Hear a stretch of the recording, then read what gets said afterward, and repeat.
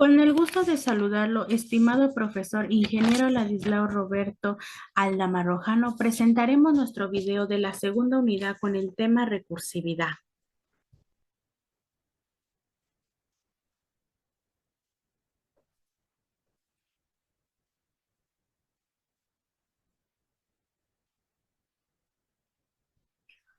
Bueno, pues como primer punto vamos a hablar de qué es la recursividad. La recursividad es un concepto que se indica cuando un método se llama a sí mismo, creando métodos recursivos. Tenemos que tener en cuenta que este tiene que terminar dentro del mismo método. Quiere decir que el ciclo es finito. También hay que tener cuidado cuando realizamos las llamadas recursivas, ya que si la utilizamos sin control podríamos desbordar la memoria del ordenador, causando que el problema se rompa. ¿Cómo y cuándo utilizar la recursividad en programación? La recursividad se utiliza frecuentemente para reemplazar cualquier tipo de bucle. A pesar de ello, en el mundo laboral casi no se utiliza demasiado debido a que un error puede ser trágico en la memoria del ordenador. Y así como tener una lista de millones de datos puede hacer que se utilice mucha memoria. Aún así, la gran mayoría de las veces utilizamos recursividad para algoritmos de búsqueda u ordenación. Se denomina caso base a la condición de terminación de la recursividad. La pila de recursión. La memoria de un ordenador se divide en cuatro segmentos. Segmento de código. Almacena las instrucciones del programa en código máquina. Segmento de datos. Almacena las variables estáticas o constantes. Montículo. Almacena las variables dinámicas. Pila del programa. Parte destinada de las variables locales, parámetros de la función que se está ejecutando. Cuando llamamos a una función o método, el proceso es el siguiente. Se reserva espacio en la pila para los parámetros de la función y sus variables locales. Se guarda en la pila la dirección de la línea del código desde donde se ha llamado el método. Se almacenan los parámetros de la función y sus valores en pila. Finalmente, se libera la memoria asignada en la pila cuando la función termina y se vuelve a la llamada código original. En cambio, cuando la función es recursiva, cada llamada genera una llamada a una función con los correspondientes objetos locales, volviéndose a ejecutar completamente hasta la llamada a sí misma, donde vuelve a crear en la pila nuevos parámetros y variables locales, tanto como llamadas recursivas generemos. Al terminar, se van liberando la memoria en la pila, empezando desde la última función creada hasta la primera, la cual será la última en liberarse.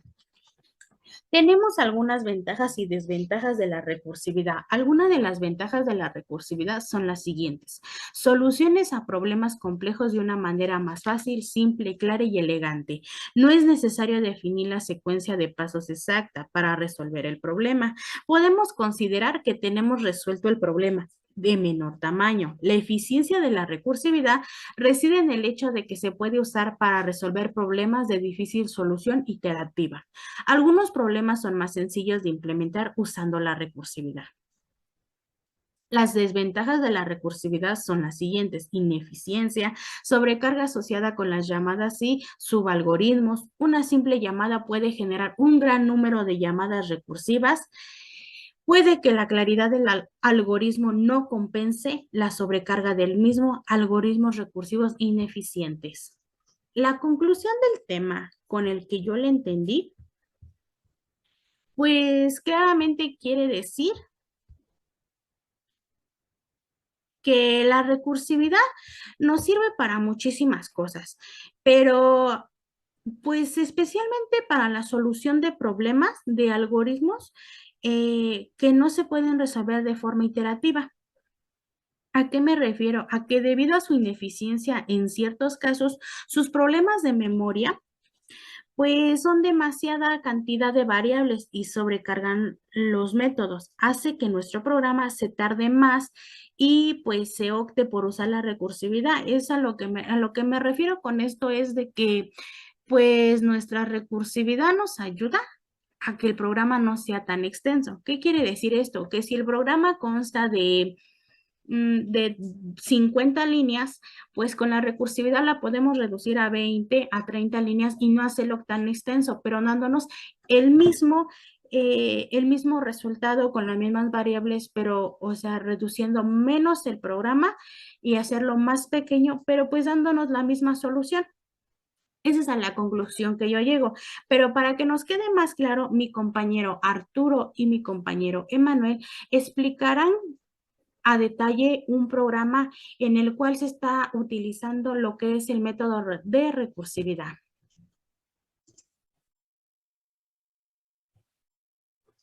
Gracias, compañera Monse. Ahora pasaremos a ver el ejemplo que nos dejó el profesor en la plataforma de Classroom, que como pueden ver, como se puede apreciar, es el que tenemos en pantalla.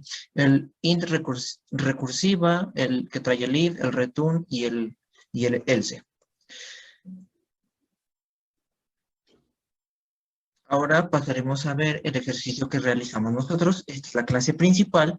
Tenemos la línea que es el package con el nombre recursiva, la línea import Java, que la línea import Java nos permite obtener la entrada de datos primitivos.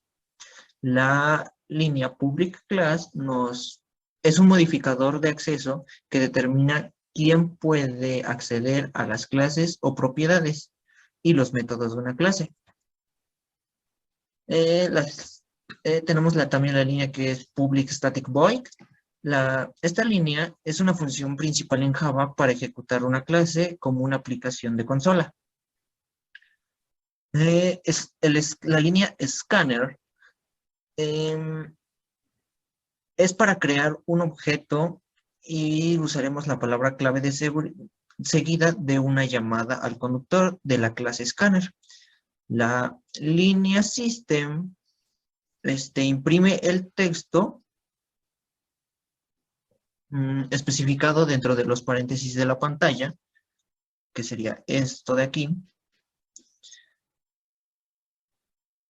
Ahora, la línea int. Ay, la línea int. La línea int es para asignar otro número a la siguiente clase. Como ya repetí, como ya dije anteriormente, el system es para imprimir o para imprimir lo que está especificado dentro de los paréntesis.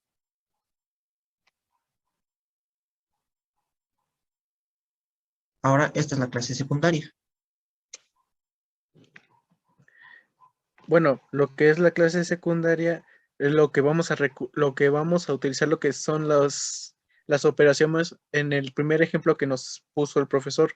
Aquí podemos apreciar lo que pusimos de los backpage recursivo de public class y en la línea 8 lo que es el número n que dijimos anteriormente que va a tener un cierto número o aspecto.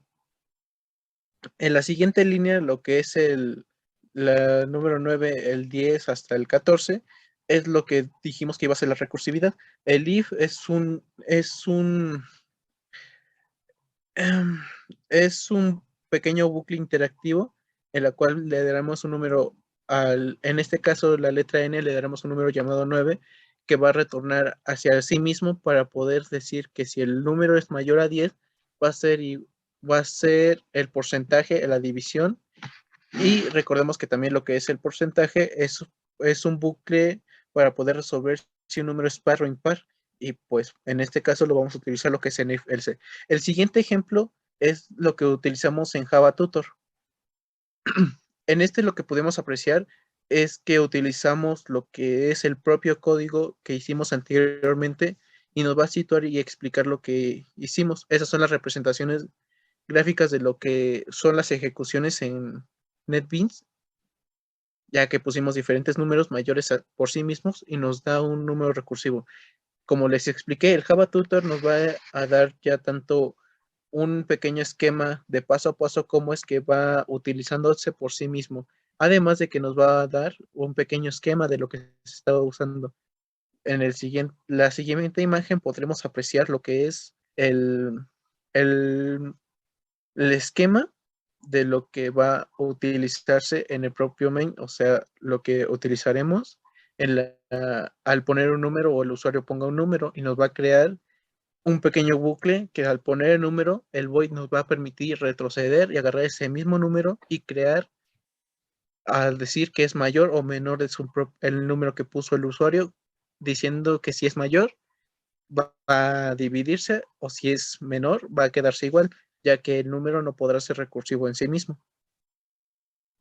El siguiente va a ser lo que es las flechitas, lo que nos pone y nos especifica lo que son dónde está el código y lo que va a decir. Por ejemplo, aquí lo que dice es que al final de poner un número, vamos a retornar a n. El n es lo que puso el usuario y va a utilizarse, que va a ser un recursivo al número tal, o decir a un cierto límite, creándose a sí mismo al inicio del bucle.